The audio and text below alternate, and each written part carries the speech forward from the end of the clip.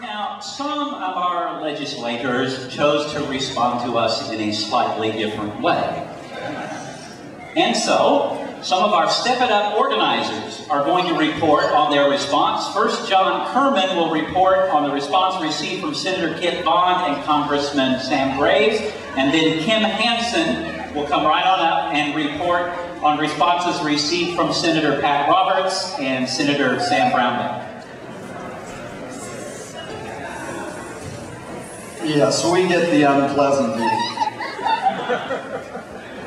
So I live in Congressman Graves' district, northern part of the Missouri side of the city. And I contacted first by letter, and then I called, and I called, and I called, and I sent emails, and I called most recently yesterday. And everyone I spoke to was very courteous, but they declined to provide an answer to our request that they pledge to support policies that will cut carbon 80% by 2050.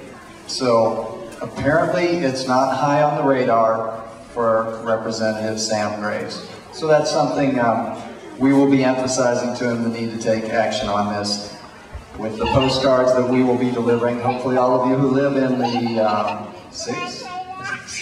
I can't remember the number. What?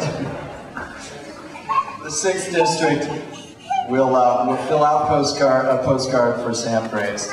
I also had the responsibility of contacting Senator McCaskill. I'm very pleased that Senator McCaskill did find this important enough to send a fine speaker for her. And then finally, Senator Christopher Kit Bond, I also contacted. And it was very similar with Senator Bond up until yesterday, as it was with Representative Graves. And we did finally get a response yesterday afternoon from Shannon Marchill, Communications Director for Senator Kit Bond. And here's what they said.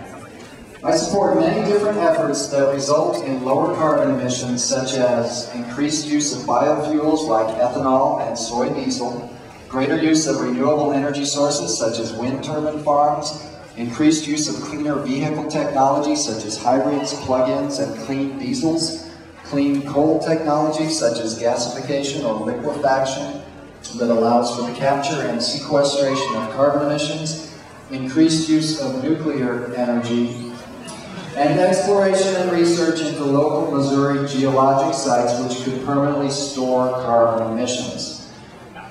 But we must avoid setting goals that would require us to impose a tax or mandate higher pricing of some of our most basic necessities, like heat in the winter, air conditioning in the summer, or power for us all. No workable solution can unfairly target and hurt Midwestern states like coal-dependent Missouri, vulnerable populations like the poor, and fixed-income seniors for whom power and heating bills form a big portion of their monthly budget, and hard-working blue-collar manufacturing workers struggling to keep their families in the middle class. I encourage you to keep these folks in mind as you press forward.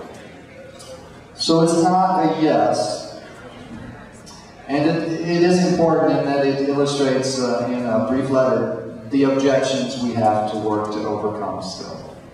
And that's my report. Thank you all.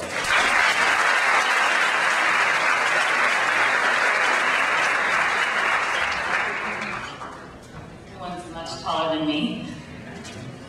Is that okay? Okay, I'm Kim Hanson, and I'm here to read letters from 2 people in Kansas. I live in Leawood, and I sent letters to 3 people. One of them was Congressman Dennis Moore, and thankfully we have Kevin here who spoke very eloquently on his behalf.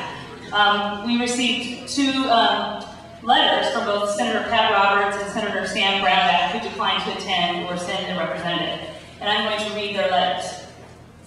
First, I have Senator Pat Roberts' letter. Thank you for writing regarding carbon dioxide and climate change. I appreciate your thoughts on this issue. While global warming is a complex and controversial issue, there remains uncertainties concerning the cause and effect of climate change. It is difficult to address national and international environmental issues and policies because of the lines built up by proponents and opponents of climate change. Compromise on both sides of the issue certainly will be key. I do not believe it is in the United States' best interest to unilaterally undertake mandatory carbon dioxide emissions reductions until other nations agree to do the same. Any unilateral U.S. reductions in greenhouse gases will simply be offset by China and India, thereby not improving the global environment at all. Kansas plays an important role in climate change policies because farms and ranches naturally absorb carbon dioxide. In the past, I have introduced major legislation that encourages the banking of carbon by agriculture. This process, known as carbon sequestration, has been estimated to absorb the equivalent of all man-made carbon dioxide emissions emitted annually by the United States. I'm trying to do this with a straight face. Realizing Kansas's unique role in providing a climate change solution, I successfully convinced my Senate colleagues to fund climate change research in this area for Kansas State University and the University of Kansas. As Congress continues to research climate change legislation, I will keep your council in mind on this issue. Again, thank you for the time to contact me. If you'd like more information on the issues, please visit my website. With every best wish, sincerely, Pat Roberts.